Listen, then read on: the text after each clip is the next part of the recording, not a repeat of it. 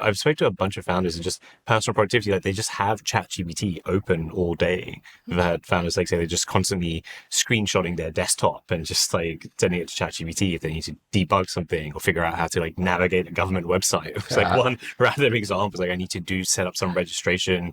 Like, here's a screenshot. Just tell me like exactly where I need to click in order to do this quickly. The other thing that we saw last year in summer batch was how so much of the batch was using Cursor, and is one of the companies that's been growing a lot very quickly. Anecdotally, they hit 50 million in revenue.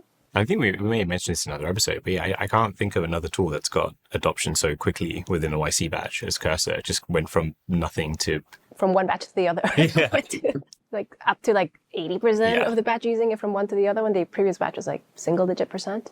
Some people mentioned it felt like a technical conference a little bit, and a lot of people were trading notes on how to hire the best engineers. And a few people said, you know what, like if someone comes in and I ask them if they use Cursor or any code gen tools and they say no, right now I can't hire them because they're not going to be able to be as productive as the rest of my team.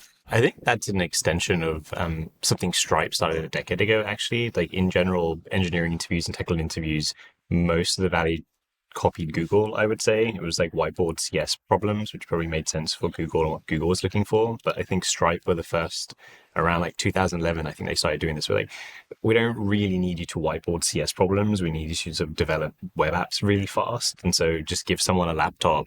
And like the idea was you basically sit in a room and you just like build like a to-do list app or whatever you can as quickly as you can. And you basically measured on your max output in those like 2 or 3 hours. And so I think if you follow that line through, then it's like, well, it doesn't really matter. Like if there's whatever tools they use, the question is just like the bar moves higher. Like you've got 3 hours, build what you can build. And it's like you should be able to build a lot more with Cursor than before. If you still believe that you're sort of looking for fundamentally how clearly can people think or solve hard architecture problems, then you're sticking to whiteboards.